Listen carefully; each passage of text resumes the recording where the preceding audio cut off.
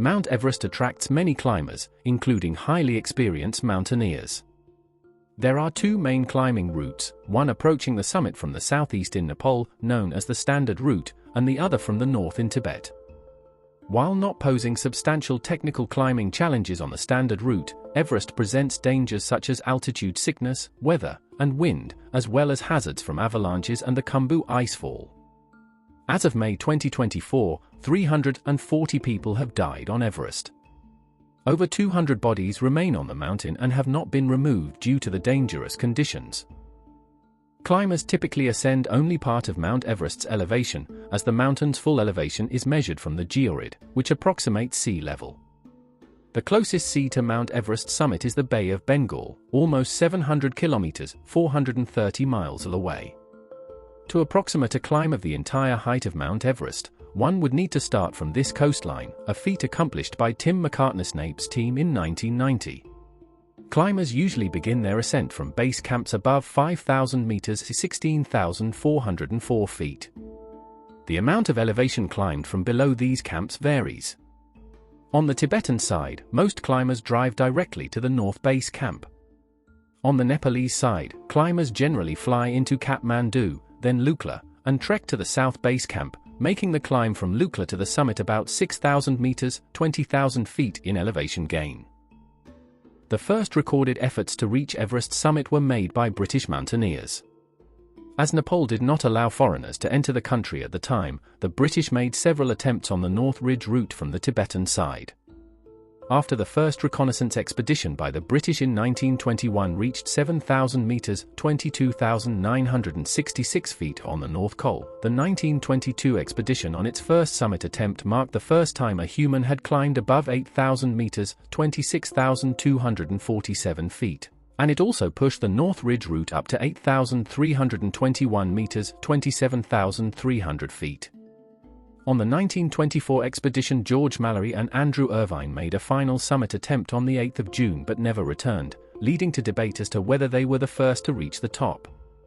Tenzing Norgay and Edmund Hillary made the first documented ascent of Everest in 1953, using the Southeast Ridge route. Norgay had reached 8,595 meters (28,199 feet) the previous year as a member of the 1952 Swiss expedition. The Chinese mountaineering team of Wang Fuzhu, Gonpo, and Chu Yinhua made the first reported ascent of the peak from the North Ridge on the 25th of May, 1960. The base camp for Everest expeditions based out of Nepal is located by Khumbu Glacier, which is rapidly thinning and destabilizing due to climate change, making it unsafe for climbers. As recommended by the committee formed by Nepal's government to facilitate and monitor mountaineering in the Everest region, Taranath Odikori, the Director General of Nepal's Tourism Department, said they have plans to move the base camp to a lower altitude. This would mean a longer distance for climbers between the base camp and Camp 1. Although officials had initially stated that the move might happen by 2024, resistance from the climbing and Sherpa communities resulted in the move being put on hold, in part because there is no viable alternative camp location that would allow climbers to pass through the icefall in the safer early morning hours. In 2008, a new weather station at about 8,000 meters (26,000 feet) elevation went online. The project was orchestrated by stations at high altitude for research on the environment, which also placed the Mount Everest webcam in 2011. The solar-powered weather station is on the south kernel. Mount Everest extends into the upper troposphere and penetrates the stratosphere. The air pressure at the summit is generally about one-third what it is at sea level. The altitude can expose the summit to the fast and freezing winds of the jet stream. Winds commonly attain 160 km per hour, 100 miles per hour. In February 2004, a wind speed of 280 km per hour, 175 miles per hour was recorded at the summit. These winds can hamper or endanger climbers by blowing them into chasms or, by Bernoulli's principle, by lowering the air pressure further, reducing available oxygen by up to 14%. To avoid the harshest winds, climbers typically aim for a 7 to 10-day window in the spring and fall when the Asian monsoon season is starting up or ending. In 2014, Nepal issued 334 climbing permits, which were extended until 2019 due to the closure. In 2015, Nepal issued 357 permits, but the mountain was closed again because of the avalanche and earthquake, and these permits were given a 2-year extension to 2017. In 2017, a person who tried to climb Everest without the $11,000 permit was caught after he made it past the Khumbu icefall. He faced, among other penalties, a $22,000 fine and a possible 4 years in jail. In the end, he was allowed to return home but banned from mountaineering in Nepal for 10 years. At the higher regions of Mount Everest, climbers seeking the summit typically spend substantial time within the death zone, altitudes higher than 8,000 m or 26,000 feet, and face significant challenges to survival. Temperatures can dip to very low levels, resulting in frostbite of any body part exposed to the air. Since temperatures are so low, snow is well frozen in certain areas and death or injury by slipping and falling can occur. High winds at these altitudes on Everest are also a potential threat to climbers. Another significant threat to climbers is low atmospheric pressure. The atmospheric pressure at the top of Everest is about a third of sea level pressure, or 0.333 standard atmospheres, 337 bar, resulting in the availability of only about a third as much oxygen to breathe. A sea level dweller exposed to the atmospheric conditions at the altitude above 8,500 meters, 27,900 feet without acclimatization would likely lose consciousness within 2 to 3 minutes. At sea level, blood oxygen saturation is generally 98 to 99%.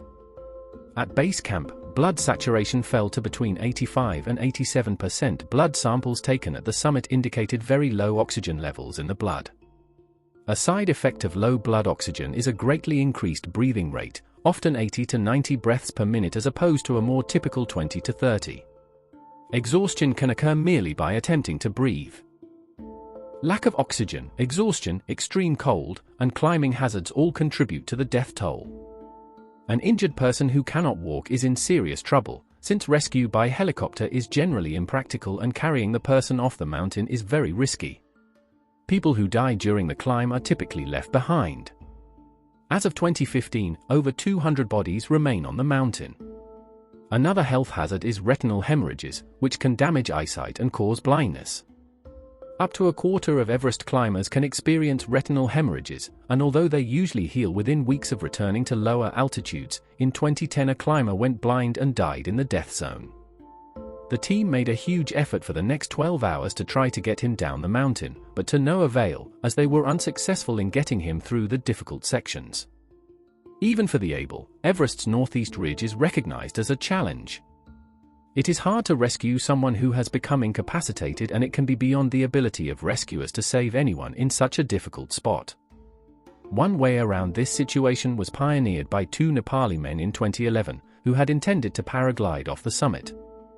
They had no choice and were forced to go through with their plan anyway, because they had run out of bottled oxygen and supplies. They successfully launched off the summit and paraglided down to Namche Bazaar in just 42 minutes, without having to climb down the mountain.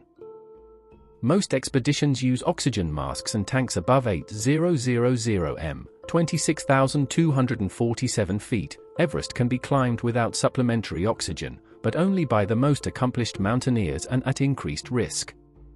Low oxygen impairs cognition, and the combination of extreme weather, low temperatures, and steep slopes often requires quick, accurate decisions. While about 95% of climbers who reach the summit use bottled oxygen in order to reach the top, about 5% of climbers have summit Everest without supplemental oxygen. The death rate is double for those who attempt to reach the summit without supplemental oxygen. Traveling above 8,000 meters, 26,000 feet altitude is a factor in cerebral hypoxia. One study found that Mount Everest may be the highest an acclimatized human could go, but also found that climbers may suffer permanent neurological damage despite returning to lower altitudes.